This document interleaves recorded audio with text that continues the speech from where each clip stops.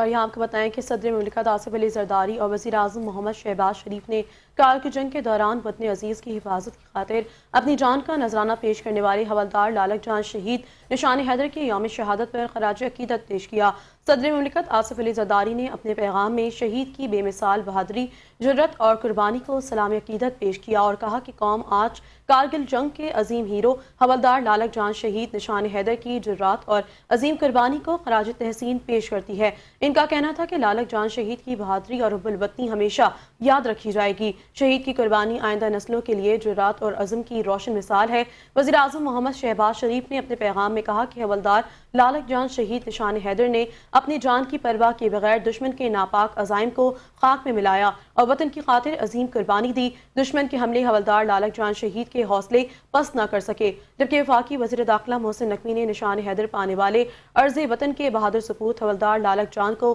یوم شہادت پر زبردست خراج عقیدت پیش کیا اور کہا کہ حوالدار لالک جان شہید نے وطن کے لیے شجاعت اور بہادری کی لازوال داستان رقم کی ہے۔ اپنے بیان میں وزیر داخلہ محسن نقوی کا کہنا تھا کہ کارگل کے محاذ پر حوالدار لالک جان شہید کی لازوال قربانی پر قوم کو رہتی دنیا تک فخر رہے گا۔ لالک جان شہید نے اپنی جان کا نذرانہ پیش کر کے دشمن کے ناپاک عزائم کو خاک میں ملا دیا۔